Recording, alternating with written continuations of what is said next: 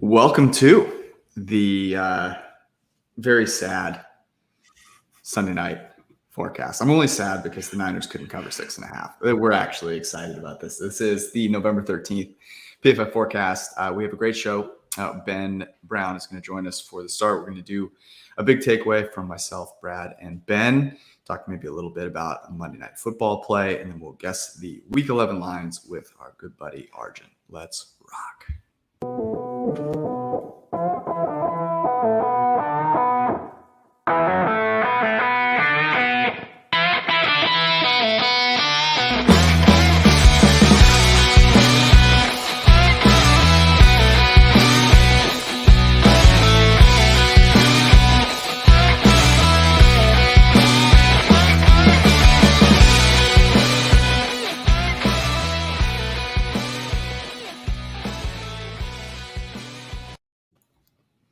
The intro still has Eric. Do we need to pay him royalties for that?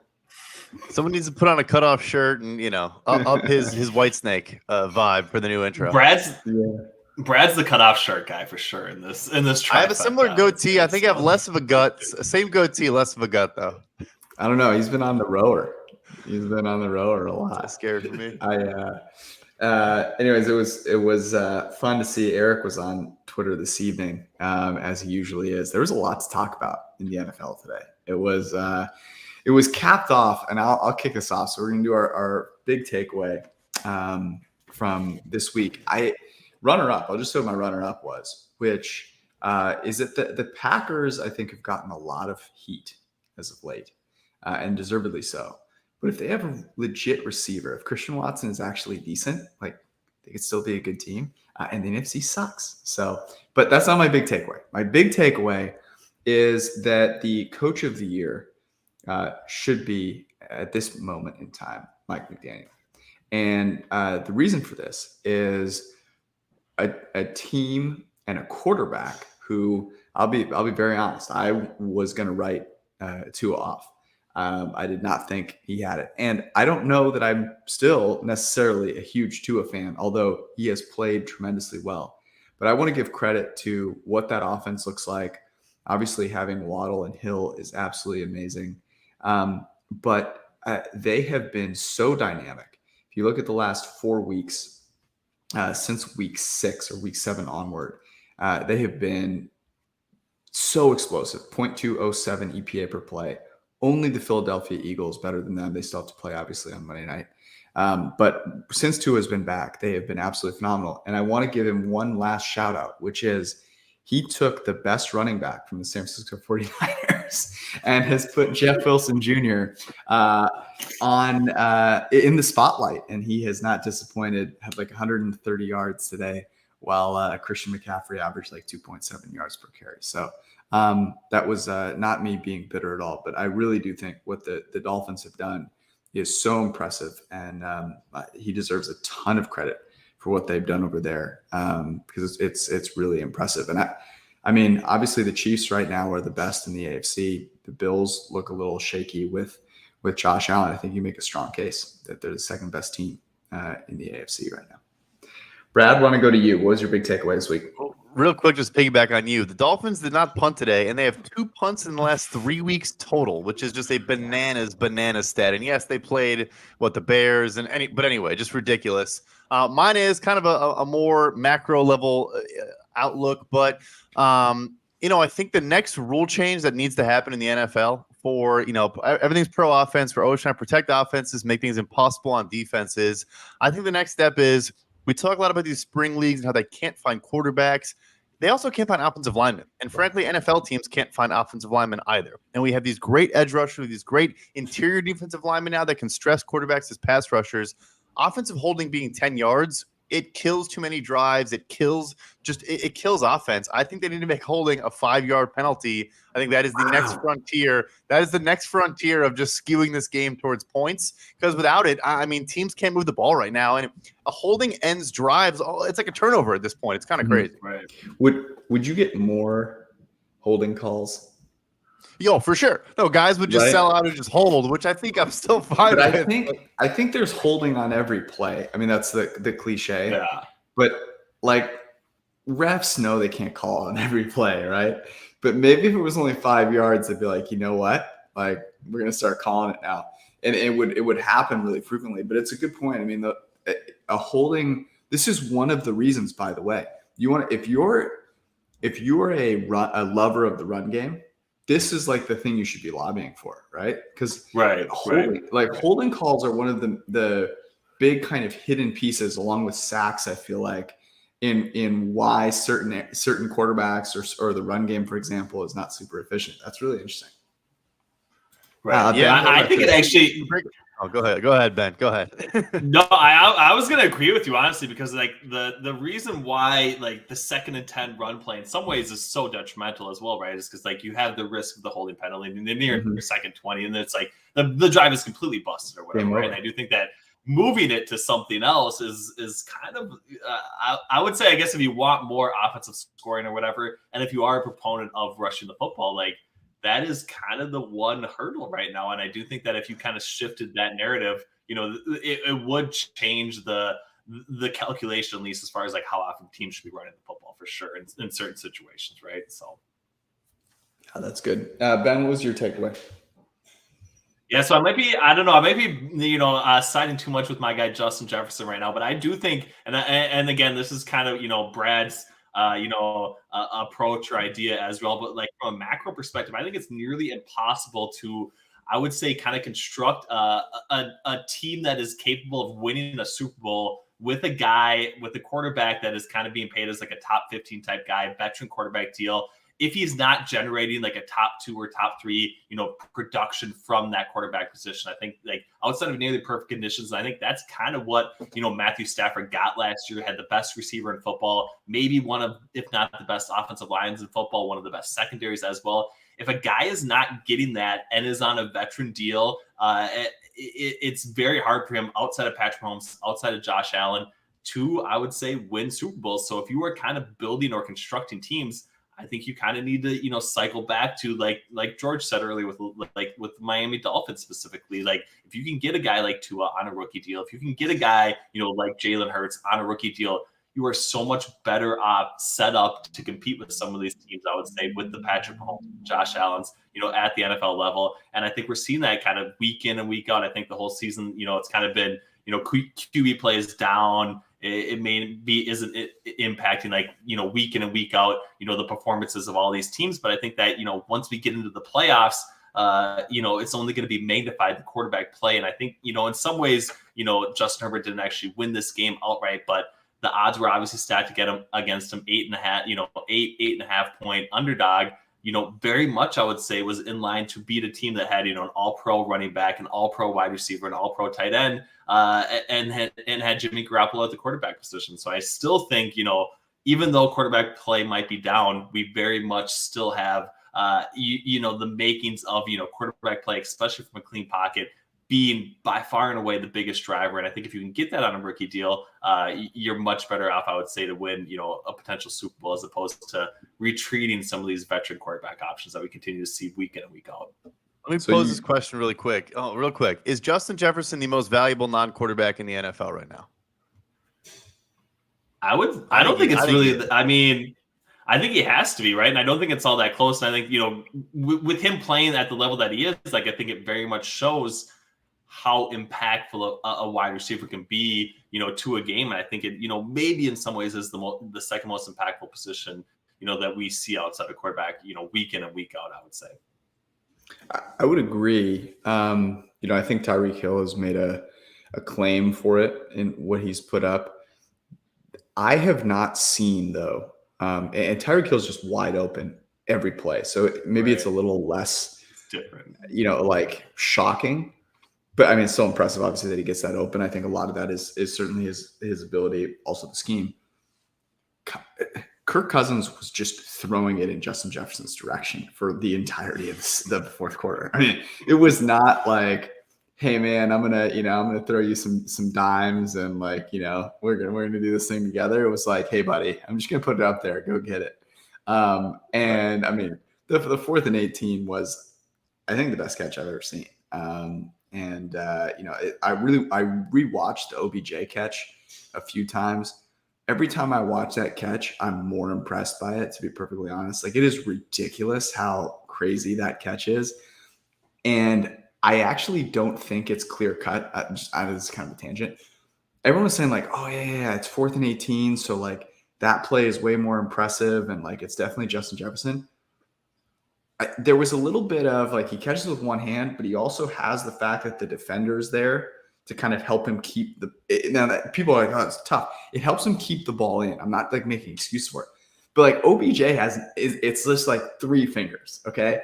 So I want people to chill out a little bit before that. I think he's the most valuable non-quarterback. And it actually is interesting because you go back and obviously they played the Bills, and Stephon Diggs had one of the better catches I've seen this year with the one-handed snag just out of the air. No one was talking about that play, obviously, at the end. It is really interesting to think about, though, what would Justin Jefferson look like with Josh Allen? What would they be able to do with some of that money? It's interesting because everyone assumes, oh no, both teams really like that trade, and I love Stephon Diggs, but it is an interesting thought experiment, and it's one of the reasons that generally trading draft picks is not a good thing. Now, would they have selected Justin Jefferson? Who knows? But Brad, I assume you think that Jefferson is the most valuable on QB? Yeah, I do. I think you nailed it right there. Like, we haven't even seen him play. And Kirk did have the one throw on the goal line right before they scored was a dime from Kirk. But I mean, a lot of it was Justin Jefferson. But yeah, no, I do. I think he is. And then you add in the contract. But if you're talking about value, I don't even think it's a question because he's on the rookie deal as opposed to Diggs making $25 million a year. It's so impressive to see some of these young guys. I mean, you have Jamar Chase. Obviously, the Bengals didn't play this week, and he's been a little banged up. But some of the guys that have come out, it was only a few years back when people were saying you can't draft receivers in the first round because they're all busts. And it's like, with how valuable receivers are nowadays, it's like you're almost like you're an idiot if you don't take one of these guys in the first round because they're dominant and they're coming in, and that's such a huge. I mean, if you're paying Tyreek Hill and Devontae Adams $30 million a year, I mean, that's like, it's not quarterback money because quarterbacks are making 45, 50, but that is insane. I mean, that is a ridiculous amount of money. So you're getting a huge deal if you get one of those good players on a rookie deal. Let me ask you guys this, because there were some older quarterbacks, as I mentioned earlier, that came out and played well. Tom Brady and the Bucs in Germany. He's got to figure it out now because that FTX investment is not going to come through for him. And Aaron Rodgers and the Packers. Are you guys buying both, selling both, or is one particularly impressive and the other isn't? I'll start with you, Ben. Yeah, I think I'm going to stick to where I was at last week. I do think the Buccaneers are very much like legitimate contenders in the NFC still. Maybe they don't have enough, I would say horses to kind of compete with the top end of the NFC at the end of the day. But I think that where I thought the NFC was kind of going to land with, a really dominant 49ers and Cowboys performance, which we did not actually see in week 10, I think the Buccaneers are still very much there. So I'm kind of buying into Tampa Bay figuring it out, having enough, both in their secondary and along, from an offensive production standpoint, to potentially knock off anybody in the NFC. But I'm still solid in the Green Bay Packers. I think this was maybe, nothing more than a little bit of a revenge game, from Mike McCarthy's perspective. Obviously, Aaron Rodgers wanted this one bad, but if he wants it next week and the week after, maybe I can adjust my priors a little bit. But for right now, I'm still very much in the camp that the Packers are very much, I would say, outside looking in the NFC right now. I'm buying the Bucs. I think we talked about this a little bit, but I think their approach to Julio Jones was different and better than a lot of teams that tried to get guys back. I mean, Keenan Allen not playing in this game tonight, probably a game defining. There's a lot of teams trying to rush these players back, and they just kept them on the shelf forever. Had that great touchdown today. As for the Packers, not buying long term, but I know there's a message in the chat, the opposite. I am betting Green Bay. I don't even know what the line is. I'm betting Green Bay against Tennessee on Thursday. Sight unseen, whatever the spread is, I am taking Green Bay. I think this was like a turn the season around type of win. Come playoff time, they're going to fall up short. But I already, like I said, I'll bet it as soon as they put it on any sports book I can find. I'm weirdly with you, Brad. It actually started for me. I bet them against the Bills Sunday night. And that was a game where they should have come out and just gotten torched. I mean, they should have got the doors blown off and given up, and the season should have been over. And they covered in that game. They played hard. And I said this last week. The difference to me is that I do think Aaron Rodgers and LaFleur get along. And I think that's keeping them together. Like, if that was Mike McCarthy coaching, and I like Mike McCarthy, but like, if that was Mike McCarthy coaching, this thing would be over. And it's not. And look, I'm not going to overreact to Christian Watson. I saw a tweet that was like, the only player with a better athletic profile in the last 30 years is Calvin Johnson. And I almost threw my phone out the window. I was like, we need to relax a little bit. But he doesn't have to be Calvin Johnson. He just has to be serviceable. Like, the guy was literally, it was funny. Mike Renner tweeted this out, that Christian Watson had four targets past the sticks, like midway through this game, and 3 of them had been drops. And then, of course, he like comes alive in this game. He doesn't have to be great. He just has to be like actually targetable. And that offense makes a huge jump in the right direction. Now, whether David Bakhtiari can actually, get back and play serviceable. I didn't realize, by the way, that he went to Sarah in the Bay Area. You found that out in the Sunday night game. So I'm buying, actually, in the NFC. Someone pointed this out in the chat. Patrick pointed this out. The NFC sucks. I'm buying the Packers in the NFC. And the Bucks, I buy Tom Brady playing well because he's played well all season. In that game, they won the game. That was some of the worst strategy, play calling. It's so bad. It is so bad. I mean, everyone's making fun, and rightfully so, of the pass out to Tom Brady, on the left side, which was horrible, obviously from a strategic standpoint. But they just continue. I mean, and they're drinking their own Kool-Aid. It was interesting listening to the commentators. Like, see, this is what you got to do. You can't have Tom Brady throw the ball 40 times. You got to run the ball. They've run the ball 38 times in this game, and look at the score. And it's like, if that's the way that you believe football is played, then you're just not going to win the game. So I guess I'm buying the Packers and I'm selling the Bucks, even though I'm buying Tom Brady figuring it out. Have you guys?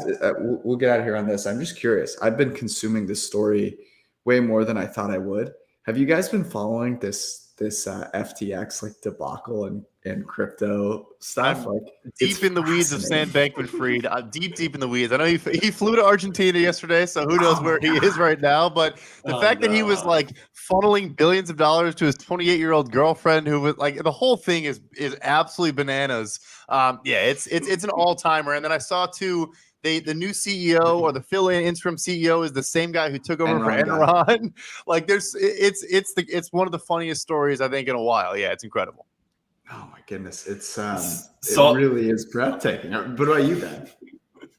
I would say I'm only tracking it as much as Josh Hermsmeyer's tweeting out updates for me, and then I can like read them really quick, and then I'll get them. So I gotta throw him a couple likes because he has been, I would say, nuts on the crypto market for the last like 3 years or whatever. It was probably like the first one that like, because I mean, I think like anybody else, I obviously like looked into it or whatever and had like maybe some initial opinions on it, but it was like, it's just rife with fraud, right? And I think that Josh Hermsmeyer, for all the flack that he's getting on Twitter or whatever, was very much, I would say, nuts on the crypto market. And I think that we're only going to see that play out any further. So any advice I'm taking right now from the crypto market is only coming from our Air Yards King, I would say, for sure. So,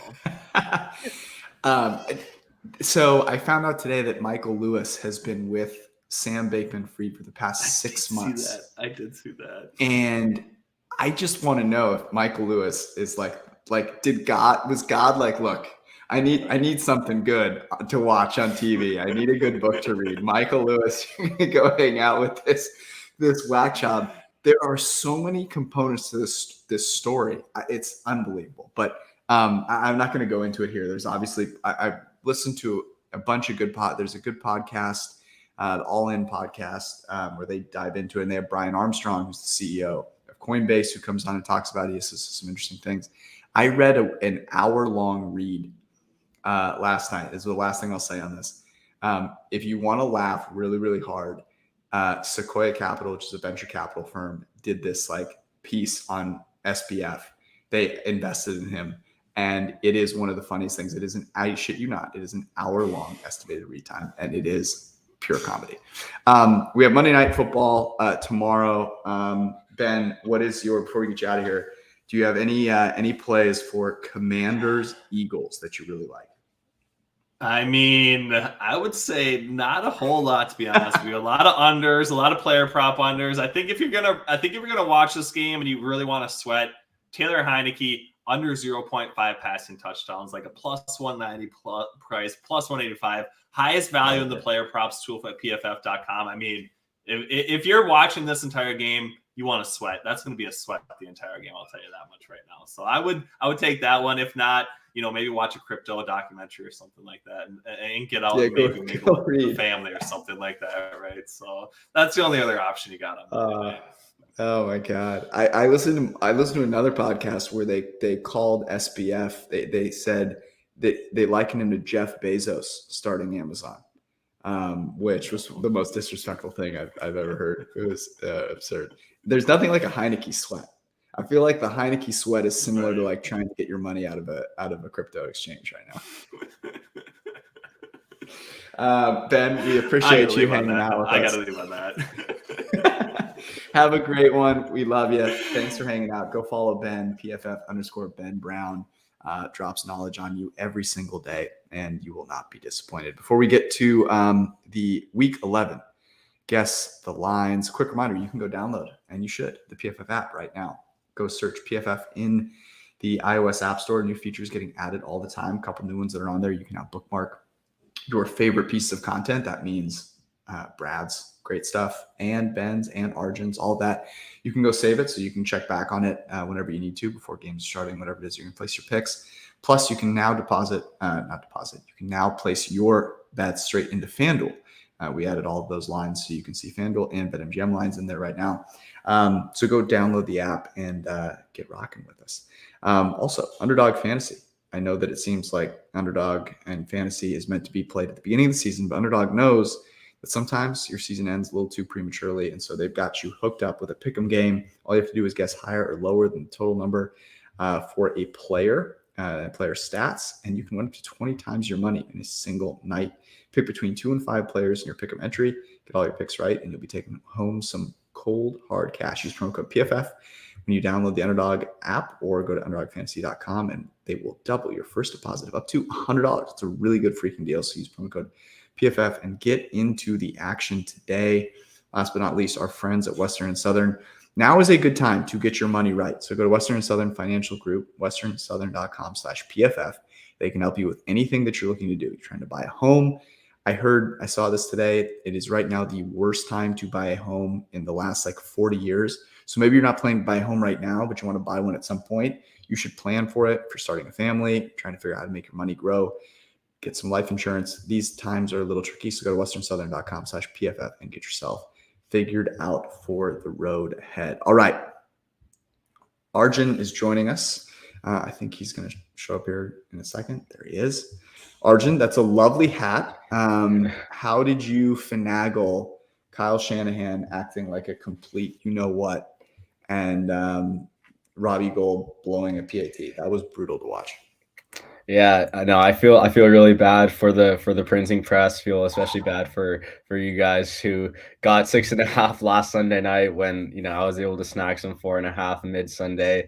So I was definitely happy with the field goal attempt, but at the time I was kind of just rooting for the Niners to score a touchdown for Niners to potentially cover and Chargers to have a chance to maybe come back, but.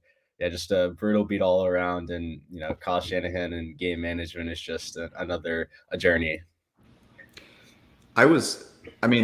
It almost felt as though the Niners were like, look, we can win this game in our sleep, kind of.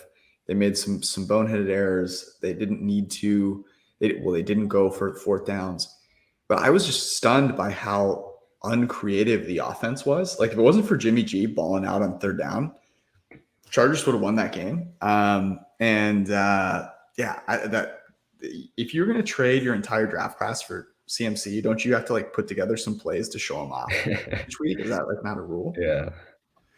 Anyways, let's get to the Week 11 games. As we do every single week, we are going to guess the lines, and then we're going to look at what the actual line is, and then we're going to decide whether we're going to bet that game, and then we're going to, at the end of this, come together and decide on our favorite ones.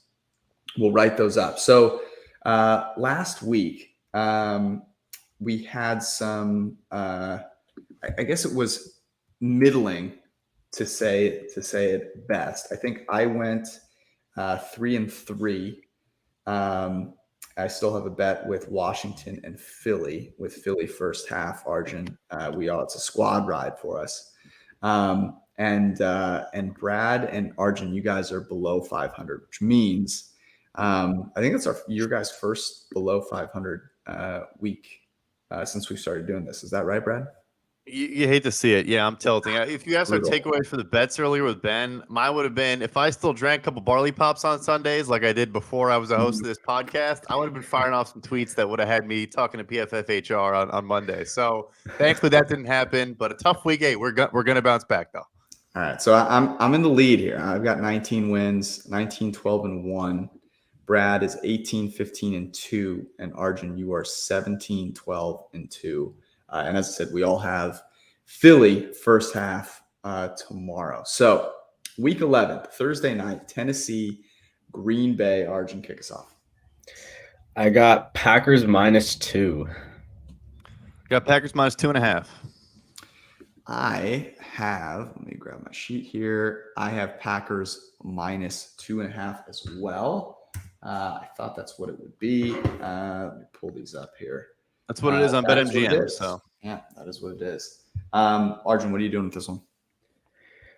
It's a tough one because I think Packers showed a little bit of resiliency in this game. They're going to be at home, short week. Tight ends were really banged up heading into the Broncos game, but I don't know. I'm really scared of Derrick Henry versus this Packers rush defense, which even though the Packers won, Cowboys still average a 0.15 EPA per rush on all plays, a 0.06 EPA per rush on early downs, 48% success rate. I mean, this Packers run defense is still not fixed, and Derrick Henry is one of the best running backs to take advantage of that. So just gonna lay off for now.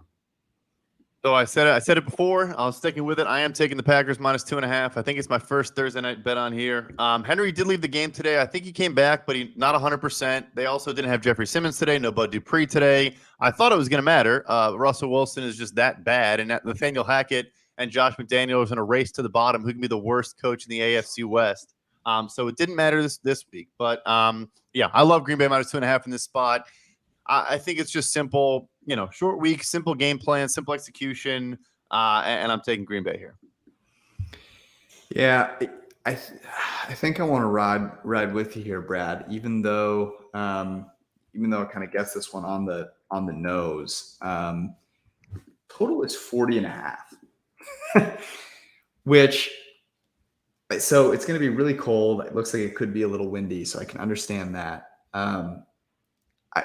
I do, even though the Titans offense was kind of pathetic today, they played a good Denver Broncos defense in Ryan Tannehill's first game back.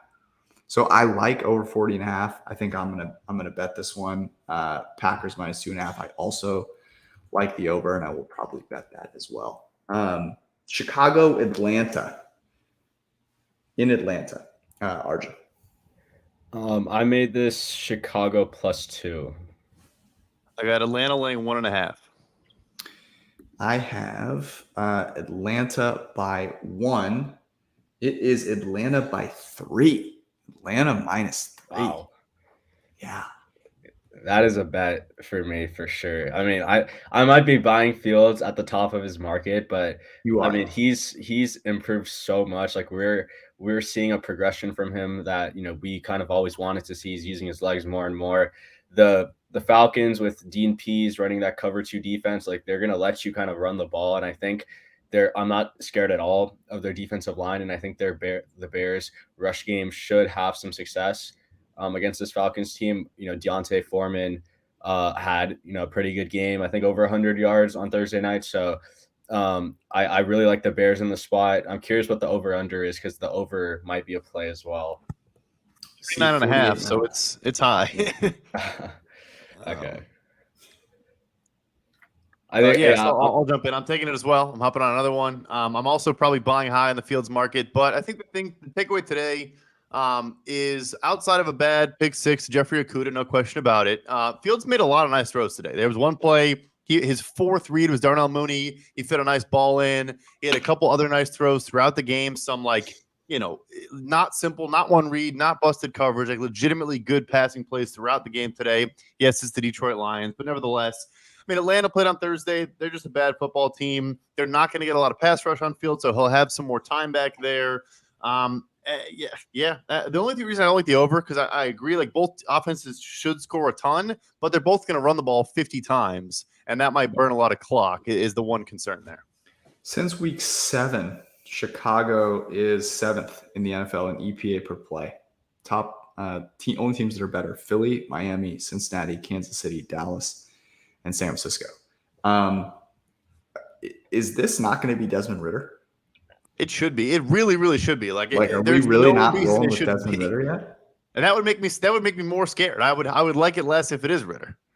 Yeah, I was like, it makes no sense. I out of principle, like, have to take Chicago here, even though I do feel a little weird about it. I mean, Atlanta's getting the long rest. Obviously, that's one of the reasons that this is 3, I believe. And Chicago lost to Detroit today. So like that can't be like Detroit is not a good team either. But if I'm getting 3, I'll take Chicago. Cleveland, Buffalo. In Buffalo, I will raise my hand. I bet the Browns plus 3.5 today, and they scored an opening touchdown and then had absolutely no shot. Arjun, what are you making this? Yeah, I was with you, George. I feel like an absolute square for taking the Browns there. But I have Browns plus 7 in this game.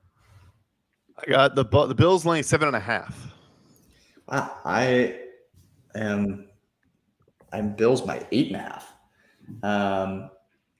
So let's see here. It is Bills by 8.5. I was worried maybe Allen's elbow wasn't going to be in good shape. I think really the problem was that he just made some really bad throws. And I watched that game pretty closely. I think everyone's going to remember the craziness at the end. The Bills should have covered 5.5, 6.5 in that game. That was nowhere near being close. And the Bills are driving down the field, and Allen throws a horrible interception. So I'm gonna fade that noise. And that's why I have it 8.5, which is where the market is at. Arjun, what are you doing with this? Are you betting Cleveland again? No. I know I should be betting Cleveland if I have them plus 7, but I mean, it's just like the Browns offense just makes no sense sometimes. Like they'll have these spurts of being good versus being bad. I think like I made this plus 7 because the Browns rush defense is legitimately like has a case to be the worst in the NFL. But the Bills average a negative 0.59 EPA per rush today versus the Vikings who play the lightest box counts of any team in the league on early down. So it's not like the Bills rushing attack is going to take advantage of a poor Cleveland rushing defense. But I mean, I don't feel comfortable backing this Browns D at all against Josh Allen, who he might have had his moments, but still kind of took threw his way down the field for the majority of the game. My guy Ed Donatel just refuses to put anyone in the box. I'm not taking it either. But yeah, I think Allen's health is fine. It was just boneheaded decisions. But like you said, George, like I was sitting there, I had 7.5 and 7 tickets for the Vikings, and felt like a genius because the news and everything that came out. And then in the first half, I was like, those are losers. Like, yeah, get rid of those tickets. And somehow they somehow, as always, came back to win. Only interception, but also fumbling the snap on their own half-yard line. I will say, though, I saw a discussion of they should have taken a safety. That made no sense. There was like 45 seconds left on the clock. You would have been punting to Minnesota with down 2 or up 2, and they had all their timeouts. So they should not have taken a safety there, but nevertheless, I'm laying off. But I think Buffalo, it's not as bad of a loss as it looked. Are you guys worried at all about Buffalo's offense?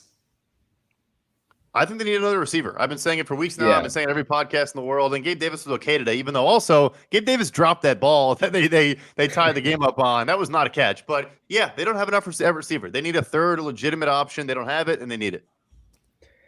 Yeah, I'm with you, Brad. On my own podcast with, Tage Seth, who comes on every Wednesday, I talked about how my biggest takeaway from Bills Jets was the Bills don't have a third receiver, especially with Jamison Crowder out. And I think, it wasn't on full display today because, Diggs had his revenge game. But I think when it comes to the playoffs and teams are going to, have a full week to just fully game plan against the Bills, I think that could come back to haunt them.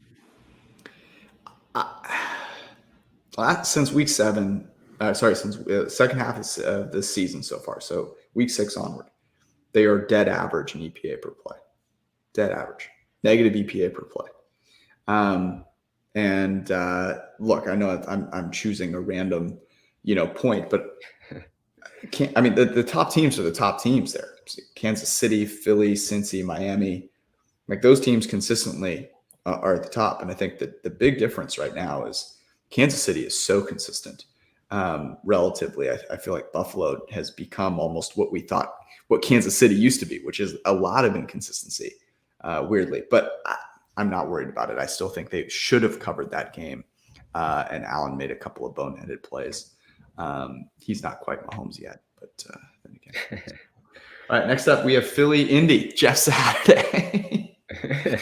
McDaniels has to be gone after this, right, Brad? You have to. We talked about Frank Reich last week. I don't know how you go back to that locker room if you're Mike or Josh McDaniels. I mean, just pathetic. But at the same time, Irsay claims he knows how to build football teams. If he knew how to build football teams, he would not have let Matt Ryan take the field today. Okay, because there's some good quarterbacks in this draft class, and somehow Matt Ryan had a 38-yard rushing attempt today. Okay, scramble. So that's going to take a quarterback potentially out of the way. Arjun, what'd you make this? I made this Eagles -8. Yeah, I had Indy plus 8.5. Wow. Okay, I think you guys are probably going to be right. I have Eagles -10.5. I am not buying the Fighting Jeff Saturdays. It is 8.5, at least on FanDuel. You doing anything with this, Arjun?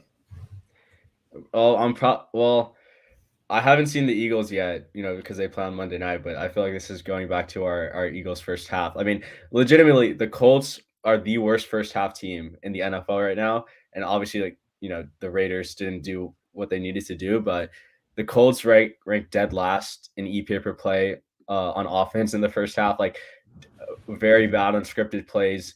We know how the Eagles are in the first half. Like Colts are just a below average team in the first half. And I think, depending on how they look tomorrow, this will probably be a system Eagles first half play for me, up to like -5, -5.5. I'm afraid of this one. I mean, Gus Bradley plays his obviously, cover 1, cover 3 more than anyone in the entire league, but their defense is legit. I mean, also, I don't know why teams are throwing at Stephon Gilmore in high leverage situations. Shout out Russ Wilson again. But even today, with Devontae Adams, who had a good game today, but at the end of the game, I mean, yes, they had nobody else to receive, but why are you targeting Stephon Gilmore to try to win the game? But yeah, their defense is legit. And I think playing a ton of single high, maybe loading some boxes. Bobby Okereke has been a force this year. I don't love the matchup for Philly. They could blow them out. It's the Colts. It's Jeff Saturday. But I'm not comfortable laying 8.5 on the road just because I think Philly wins. But if it's by less than 8.5, I wouldn't be surprised because the Colts defense is really, really good. Matt, so one of the reasons that I had bet the Colts today, and one of the reasons I bet the Colts today was because I thought either Matt Ryan was going to play or Matt Ryan was going to call the plays. And either way, whether he played or whether he was not playing, he was going to call the plays.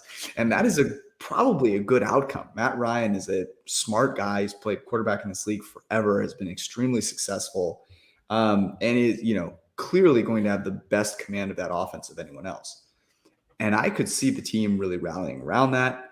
So even though I have this at 10.5, I'm going to respect the market a little bit here, and I'm not going to bet this one.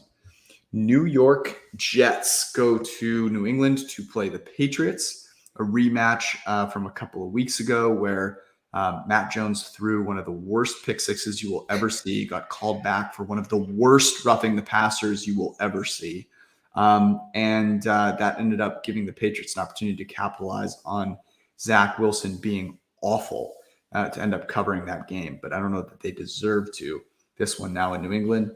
Arjun, what are you making this? I have this Jets +3. Same here. I have Jets +3.5 actually, and it looks like it is Pats -3.5 -115. Interestingly, so 3.5. Arjun, what are you doing with this? Yeah, this is an interesting one, right? Because I think we look back to the Jets and the Patriots before their bye week. Jets convincing or somewhat convincing win against the Bills, kind of shut down Josh Allen, and then Patriots beat up on a really bad Colts team starting Sam Ellinger, right? So like we learned more about the Jets in that game than we learned about the Patriots. Now, I mean, Jets kind of look legit. Their defense is, in my opinion, a top 5 defense in this league. Patriots, I think, are fine, but they're still, I think, a little bit top heavy, and they can get exposed in the back end. So I don't know. Like, I don't feel comfortable betting the Jets because of the Belichick versus young quarterbacks angle. Zach Wilson still struggles versus Bill Belichick, but I don't know. This is a very tough one. I'm curious to hear what you guys do with it.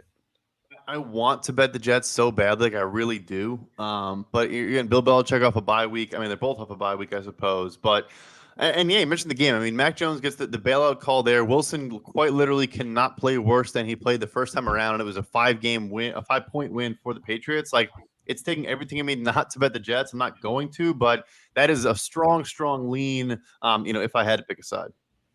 Total in this game is 39.5. Since week 6, the 2 worst teams in expected points added per play are the New York Jets and the New England Patriots. Both these teams suck. I actually think I would, if I had to bet this game, and I'm not. Thankfully, I guessed this one correct, so I can wave the white flag.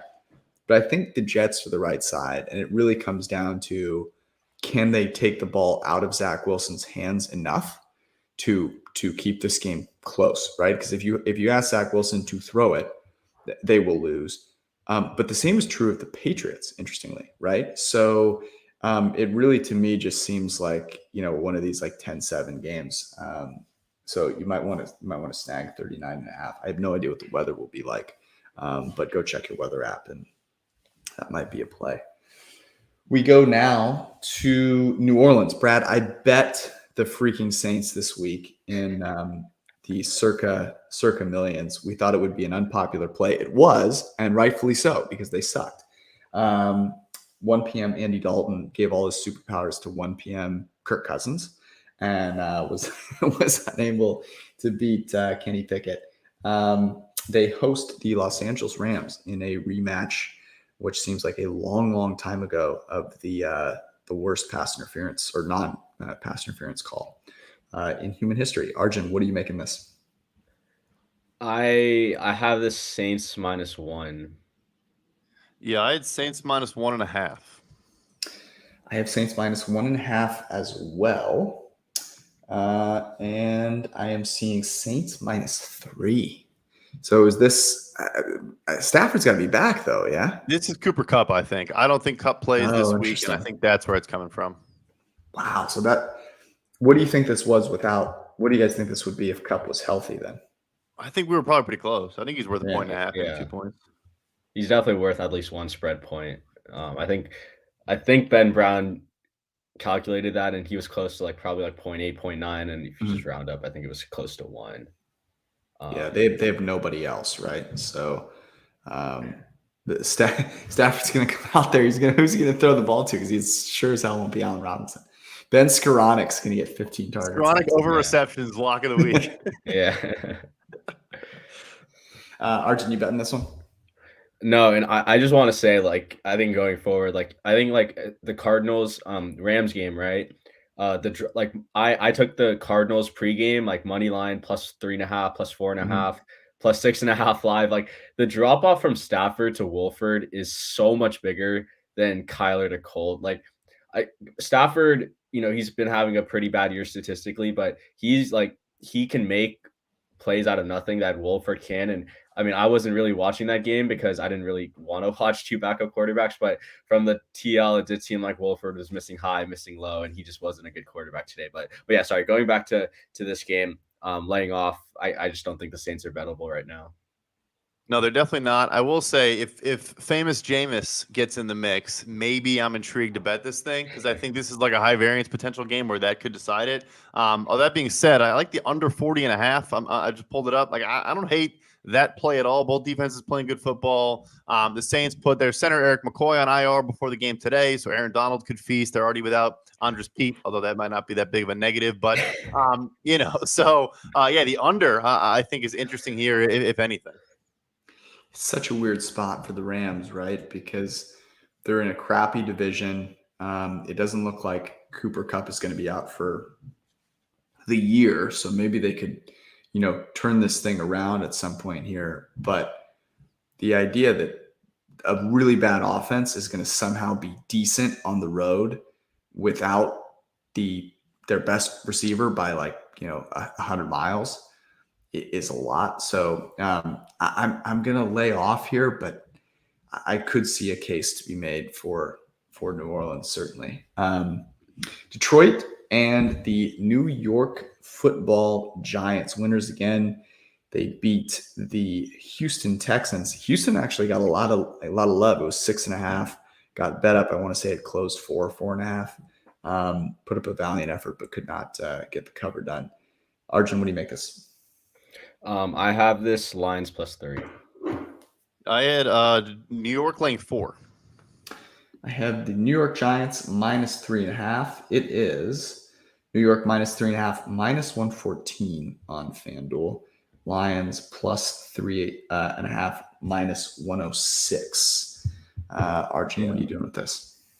I'm not going to bet this one. I'm just curious to hear what line does Saquon rushing line open up at? 105.5. Yeah, 3 digits. I think it starts with a 1, for sure. 100.5. Yeah. Lions run defense just didn't look like it knew how to stop a zone read today, and it was just like I'm just scared to see what Daniel Jones and Saquon do to this rushing defense next week. Yeah, I mean, Fields had 47 rushing yards on the first drive of the game, and then him and Herbert just kept feeding. Another interesting one, I probably say this about the Giants every week, but the Texans, as bad as they are, they had 4 red zone trips or 5 red zone trips, and I think scored 6 total points with 2 field goals on those 5 red zone trips. Like, they were moving the ball against the Giants to a degree. There were some penalties that kind of helped them throughout the process, and then they kicked some field goals at the end because they thought they were going to go onside with 7 seconds left. Yeah, if you can't tell, I did bet the Texans +6. I was hoping they would just try to score a touchdown. But anyways, the Giants are just not a good football team. But I agree. I think Saquon and Daniel Jones could combine for 200+ rushing yards. But that doesn't make me think they're going to cover over a field goal.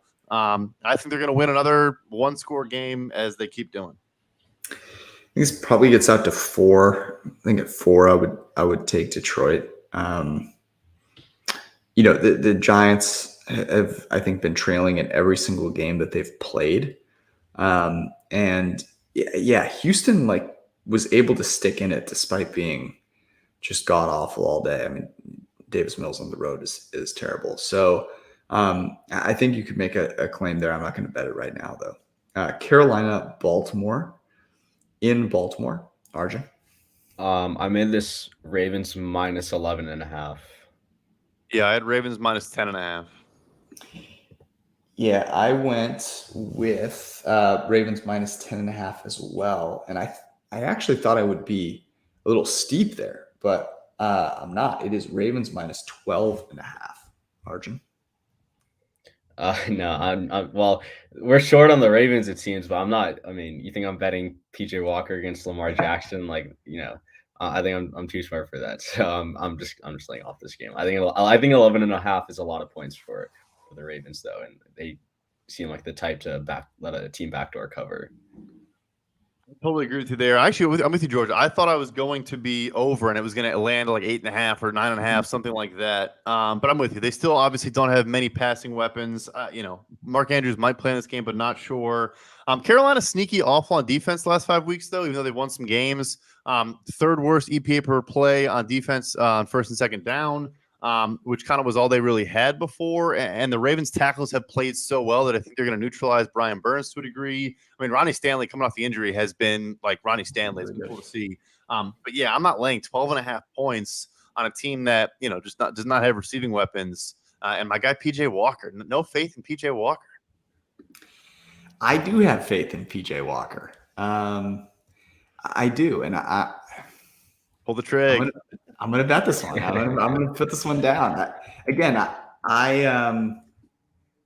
The Baltimore Ravens are a really good football team, but they're not in this NFL. I just think there's way more. Everyone's way closer to the mean, and maybe a couple of years ago, this is the right number. But this is just a lot, and I don't know. Carolina's like still trying to win games weirdly. So, I'll take the Carolina Panthers. The Carolina Panthers coming off of like Baltimore's not getting that full advantage on the bye because Carolina played on Thursday night and whooped the crap out of the Falcons. I'm gonna regret this when PJ Walker's like 3 for 16 with 2 interceptions. But Washington, Houston, what a game this is going to be. Arjun. Yeah, I have Commanders -3. Same here. That is what I made it as well, and it is Commanders by 2.5 -2.5 -114. So this probably does get out to 3. Arjun, are you going to take Commanders -2.5? Yeah, I mean, it pains me to do it, but I think I kind of want to, and I think I am. I mean, Commanders, like, they're going to be on a short week, but like, I just think their run defense is going to kind of stop Dameon Pierce, who's kind of been on a tear all year. They kind of have the trench advantage on both sides of the ball, even if Jerry Hughes is kind of playing, 10 years younger than his age. I like the Commanders in the spot, and I think they should probably get at least to 3 at some point. Yeah, I like the value before it gets to a field goal. They've been playing some good football. Top 10 in both offensive and defensive EPA the last, second half of the season on early downs. You do get the Taylor Heineke experience, which is always a priv, always a journey. But Houston, I'm not even sure Houston's trying to win football games, frankly, which is probably smart. Unlike, you mentioned the Colts, Irsay's team building, aka, landing elite quarterbacks, generational talents. So yeah, I'll join you, Arjun. Why not? I could see little Houston plus 8.5 teaser leg. Looking at some of the teasable lines out there, I think you can make a case for Tennessee out to 8.5 on Thursday night. A little Commanders Titans combo, and then you've got both Buffalo and Philly that you can tease down to 2.5. I think my favorite there is Buffalo down to 2.5. Vegas goes to Denver. In my notes, I just wrote that like this has got to be the one, right? Like whoever loses this game is taking an obscene amount of money home with them and not having to go back into the office the next day. This is going to be incredible. I saw that the Denver Broncos, if they had averaged 18 points or scored 18 points in every game this year, would be 7-2. And obviously they are not 7-2. Came off a bye and scored, what was it, 10, 16 points, or whatever it was. Yeah. Absolutely incredible. Very good by them. Arjun, what do you make this? I have this Raiders +3. I had Denver laying 1.5. Ooh. I have Denver by 2.5. And it is Denver 2.5, but -115. Arjun, do anything here? Yeah. So it's trending 3, it seems like, and I think I just can't get myself to bet on the Raiders. Like that is it's just such a weird team. They're not going to have any of their, without Waller and Renfro. I don't really trust this offense that much. The weird thing about the Broncos is going into this game against the Titans, they were one of the best teams at limiting explosive plays. I think they'd only allowed a 30-yard pass in 3 of their 9 games or something. And somehow the Titans, with one of the worst group of skill position receivers you could have, completed 2 50-yard bombs on them with Nick Westbrook-Ikine. So the Broncos are just in a weird spot also. I thought over the bye week they might have some marginal improvement on offense. Just didn't. So I just don't think any side is bettable right now. And like George said, whoever loses this game is, probably getting the can. No, all jokes aside, I think because the Broncos ownership obviously is, the richest owners in the game, I do think if they lose, I think they might fire Nathaniel Hackett. I think Mark Davis just can't afford to pay, the money for Josh McDaniels. So as much as he probably should, it should be a loser doesn't get on the plane type of game. But yeah, I mean, Denver, not only did they score 10 points, it was on a busted coverage to Jalen Virgil. Like, they didn't actually sustain a drive the entire game. No Amani Hooker, no Christian Fulton, no Jeffrey Simmons, no Bud Dupree, and they still quite literally didn't have a single. Russ Wilson took 6 sacks for 39 yards against the defensive line that's missing everyone. I mean, they are so bad. Jerry Jeudy's probably not going to play in this game. They said they avoided disaster with his injury, so probably not a season ender, but I don't think he plays. It's maybe a spot again where under 41.5 is intriguing because Russ holds onto the ball for forever. His tackles, he is down like to his 4th and 5th tackle at this point, I think. This one is, talk about teaser legs, teasing Raiders up to 8.5. Yeah. I like a lot. Yes, I'm gonna go Raiders. I think Raiders and Titans is the one I like the most. Houston. I also like. I don't know. I think my reason I like the Titans a little bit more is I know they're at least trying to win these games, and Houston is liable to just kind of lay an egg. But I love Raiders out to 8.5 in a game where weirdly I expected the total to be below 40. It's not. It's like 40.5, 41. So kind of surprised me. So I'll put that one down. Vegas and Tennessee. Dallas, Minnesota. Good game here in Minnesota. Arjun, would you make this? I think I'm gonna be off on this one, but I had this as a pick. I did as well. Okay, I'm gonna be off on this one. I have Minnesota by 3. It is Minnesota plus 1.5. I think you had that's an auto, right? It's a have to. At least for George. Help me, I guess. Why is Minnesota not favored in this game? I think it's just the whole, like, they're kind of fraudulent, 1-score wins, eventually going to regress back to the mean. But you George, you kind of said it last week, and like that's kind of why I took some Minnesota money line like late in that Bills game. Like 1-score wins within a season can be sticky just because like random shit happens. Like teams just find a way to win within a season. Like they do things that teams aren't prepared for. Now, granted, like they should not have won that game. No. They got stopped at the 1, but I think, I don't know, maybe we shouldn't just be saying Vikings are going to regress to the mean. They may fundamentally not be a top 5 team, top 7 team or something, but I mean, they're finding ways to win games regardless, if we like it or not. Yeah, so my guess also is, or what I was going to say is, I think interesting is this week we all had Dallas. Was it 5.5 when we guessed last Sunday, and it closed at 3.5, which of course didn't make much sense to me and came out to be true. I think the same's going to happen here, where I wouldn't be surprised if Minnesota is favored by tip-off in this game. So I'm taking that the Raiders spread, we like teasing them. So Raiders out to 8.5, Vikings right now up to 7.5 before I think it gets below that number. Yeah, I'm with you there. The only reason I don't love that teaser, I mean, I do like it quite a bit. Total there 47.5, obviously going to be a much more high scoring game than you'd expect, Tennessee, Green Bay, or Washington, Houston to be. But yeah, I think I'm with you. I think I'm gonna have to take it and probably tease it as well. It makes no sense. I get that. I just said this. Like Minnesota probably didn't even deserve to cover the game against Buffalo. But Dak Prescott. I know CeeDee Lamb messed up his route, and that's why one of those interceptions was thrown.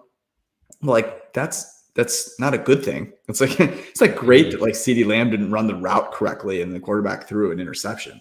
And plus you'd expect him to get Zeke back in this game, which means they're going to be less explosive from running back perspective, and they'll probably try and run the ball a little bit more in this one. No one's going to be able to cover Justin Jefferson in this game. Same story. Different day, No. same story. Although CeeDee Lamb plays a ton in the slot. We've talked about this a bunch. The Vikings can't cover the slot, so he might also go off as well. But like you said, Dak just doesn't look – he had a fine second half, but he just doesn't look the same right now. I can see them winning. I just don't think it's going to be by more than a touchdown. Yeah, with you guys. Cincinnati, Pittsburgh. In Pittsburgh, last of the late afternoon slate. Arjun? I made this Bengals -5.5. Same here. I made it 6.5, and it is 4.5. I don't think Jamar Chase is playing though, right? Yeah, that's probably the reason. So Steelers had, in my opinion, the best game plan against Joe Burrow of any team outside of the Cowboys this season. I think if you're the Steelers, you just take copy paste from your game plan in the preseason and run it back. Like, you have TJ Watt back, you should have the advantage on the defensive side of the ball in the trenches. You sit in that cover 2 if hopefully Minka comes back from his appendicitis. But Steelers defense looked pretty good today with Watt back. They're going to be at home. Without Jamar Chase, defenses can kind of just key in on T. Higgins and Tyler Boyd, shade a safety towards their side. So it feels like a lot, but I mean, I can't take Steelers +4.5. I hope it gets out to like 5.5, 6.5. But I think the Steelers have a legitimate shot to like be competitive in this game. So the report today was that Minka will not play in this game. He's There's expected no way to he's miss playing. multiple weeks. If he had appendicitis today, he is not playing in this game. Yeah, and he was the difference in that first game. You know, again, it was a week 1. What do you have? 2 interceptions and the blocked field goal, whatever it was. And I think that's the big thing is that, you know, they play a ton of – they actually play some man, but like right now because their injuries, like they're playing a lot of zone on the back end. And I think shading Minka over to T. Higgins' side would be huge. You shut him down. You know, they have good slot coverage, relatively speaking, in Pittsburgh for Tyler Boyd. But I think without Minka, and also TJ Watt is worth like 2 spread points by himself. He was ridiculous today. I don't know. I'm inclined to bet the Bengals here. Pittsburgh's very, very, very bad. I mean, they were bottom 5 in bottom 5 in pass rush win rate and pressure percentage before TJ Watt came back. They were bottom 5 in EPA per play allowed on defense before he came back. Like, are they that much better to where they're going to beat the Bengals off a bye without Minka Fitzpatrick? Like, I don't know. I'm trying to talk myself into it, but I can't get there. The scary thing is that you mentioned TJ Watt, and I agree with you. He's so phenomenal, especially against the Bengals, who, you know, with Lyle Collins over there. I mean, that's not going to be good. And it wasn't good the first time that they played at all. Oh, man. Yeah, it's tough. I think if Jamar Chase were playing, I'd take it. That worries me a little bit. It's tough, though. I mean, Cincinnati's a better team. They have their offense has figured it out a little bit. And Pittsburgh got the benefit of playing Andy Dalton in a game where he thought it was in prime time. So this one's very close to me. For me, I'm gonna not do it, but I think it's a worthwhile one if you're out there looking to bet. I do think this gets out. I think this definitely moves closer to 6 or 7 on Sunday night. Thanks to the flex, it was going to be Cincinnati Pittsburgh. It's not Cincinnati Pittsburgh anymore. It is Kansas City in Los Angeles against the Superchargers. Arjun, your Chargers back in prime time once again, which means you'll have the wonderful opportunity to watch them as a big underdog again. Yeah, I mean, speaking of big underdog, I have Chiefs -7 in this spot. I had 5.5. I had 6.5, but I knew Arjun was going to make it a full 7. I knew that was going to happen. I could see it from a mile away, and he's right. It is 7 Chargers +7 -114, so maybe closer to getting closer to 6.5. Arjun, what are you doing with this? I think if it gets below 7, I'd consider it. I'm not taking it at 7. Weirdly enough, Chargers, you know, they actually play tough with the Chiefs. They're 4-1 in their last 5 games against the spread against the Chiefs. With the lone game being that overtime loss last year, where Chargers probably should have won it if they converted a 4th down. It's a tough one because I don't know the status of Keenan Allen, and Mike Williams. It seems like Collinsworth is talking about how Mike Williams is ahead of schedule, and Mike Williams versus Kansas City Chiefs is like a revenge game narrative for some reason. It's one of those like game narratives that you shouldn't bet into too much, but like you should consider it, I think, a little bit. But yeah, I think Chargers are just so beat up right now, and I mean Chiefs are coming off a pretty convincing win against the Jags, so laying off at 7 we'll probably take if it drops below. I really want to bet the Chargers +7 here. I mean, I thought they showed. I really want to. They showed a lot tonight. I mean, we mentioned how maybe Shanahan wasn't super creative, but I also think they just did a good job on defense, which was surprising. I thought they were going to get gashed up front. I thought they played well. They've been doing a lot of different things with Derwin James. The thing too, though, is like Kansas City's not going to like out physical them and like run the ball down their throat as much as other teams can and do. Isaiah Pacheco had his 16 carries for 80 yards or whatever today. He was feeling himself, but I don't know. I think Keenan Allen is finally back for this one. I almost wonder if this was kind of the game he was holding out for. You add in that Mike Williams nugget that maybe he's ahead of schedule. I'm doing it. I'll go full touchdown. I'll take it. Yeah, I'm riding with you. I'm going with you here as well. Herbert looked a lot healthier to me today. I think Chris talked about that a little bit. They felt like he was finally getting healthy. Derwin James is still an absolute savage. The only thing that gives me a little bit of pause is, you had the fumble that they recovered. They had Shanahan kicking in a couple of 4th down situations. They also had the block punt in that game and still should have lost by 7. But, I do think at least one of those guys is going to come back. And here's the thing. They're 5-4. This is a divisional game. What are you holding those guys out for? Like it's the AFC. You're not going to just walk into the playoffs here. You kind of got to bring these guys back, I think. So I'm gonna ride with you as well. In Mexico City, Monday Night Football. It is San Francisco and Arizona. This means Joe Buck only has to fly from Cabo to Mexico City. This would be a nice little commute for him. I'm guessing Kyler's going to be back for this one, Brad. Is that correct? I think so. Yeah. I would guess. Arjun, what do you make it? If Kyler's back, I made this Niners -6. If he's not back, I made this Niners -9. So I assumed he was back. He tweaked the hammy. It was interesting. It was on the new Hard Knocks in season. He tweaked it during the game, finished the second half against Seattle. Was a little bit limited, but like he played the game. He wasn't terrible. I was kind of surprised he didn't play today. Obviously, Colt McCoy, like you said, I think that the drop-off to Colt McCoy was not as big as Stafford to Wolford. Anyway, long answer short, I had it 5.5, but that's assuming Kyler does play. Yeah, I assumed Kyler was going to play as well, and I had this at 6.5, and it is 7.5. The Niners are favored. Just interesting. Arjun, what are you doing with this? I just don't think you can bet it right now. I mean, 7.5 kind of indicates to me that like even Vegas doesn't really know who's going to start, right? Like, 'cause I feel like it would have been on either side of like 7, or like if Kyler was playing, it would be on, I think, the other side of 7. So I think this is kind of a layoff spot for me. And I mean, I don't think I'm going to bet it either way if Kyler's playing or not. Yeah, the issue too is like because it's a hamstring. I mean, I probably talk about this ad nauseum every week on this show at this point, but he's not going to be 100% necessarily. And against the Niners defensive line, you need to be 100% healthy and able to run around like a toddler who stole your iPhone or whatever the joke is about Kyler. So yeah, I'm staying away as well. But I'm off by 2 points over the 7. But yeah, I'm going to stay away. Yeah. It's interesting that the Cardinals did this last year where, they won a couple games with Colt McCoy and they're like, we'll keep rolling with him, and I could see them kind of trying to do that here because if Kyler's not 100%, if he has to sit stationary in the pocket, it's over. It's completely over.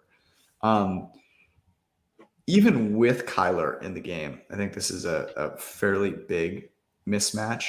I like the Niners in it as a teaser leg here. Thinking about a couple of other, opportunities to tease. You could tease Minnesota. That's +7.5. You could tease Vegas. That's +8.5. Houston +8.5. Tennessee plus 8.5, and San Francisco to minus 1.5 in Mexico City. And in a game today where, yeah, they didn't have their best stuff, but they will certainly be sent a message. Like Kyle Shanahan's not going to walk into to practice this week and be like, "Hey, congrats guys, nice win." I think he's going to light into him a little bit. So I like San Francisco to come out and get the W here. So I will put that down as a teaser leg for myself. Any that particularly stand out to you guys this week that you like a lot, Arjun? I kind of like our Bears bet at 3. I think. I do. Justin Fields homecoming to Georgia too, going back to Atlanta, trying to show out for the people. Come on now. I mean, that's what he's all about. It's JF1 season. Come on, everybody knows it. It's very. I mean, Trevor Lawrence wasn't a nightmare today. They got blown out by Kansas City, but we do need to continue to revisit the draft narrative about Justin Fields was absolutely ridiculous. And he still has nobody on that team. It's not like he's getting better because they went out. Chase Claypool is not the reason that offense has started to figure out. He still was barely used today. Like they're still not, he's not fully incorporating the offense. Cole Kmet had 2 touchdowns today. There was one busted coverage where he was just wide open, but like I said, Fields made a bunch of throws today. It was not just running today. I'm obviously guzzling the Kool-Aid over here, but I like them against Atlanta. Alrighty, we will write up our favorite bets. You can see those on the PFF app and PFF.com. If you're listening to this on Monday, they're already out. If you joined us live, we appreciate you. Thank you for hanging out, being a member of the Printing Press. We'll be back with you on Wednesday night with our double Seth episode, Judah Fort Gang as well. And of course, Sunday nights, we'll be back with you next week. Thanks for hanging out. Have a great week.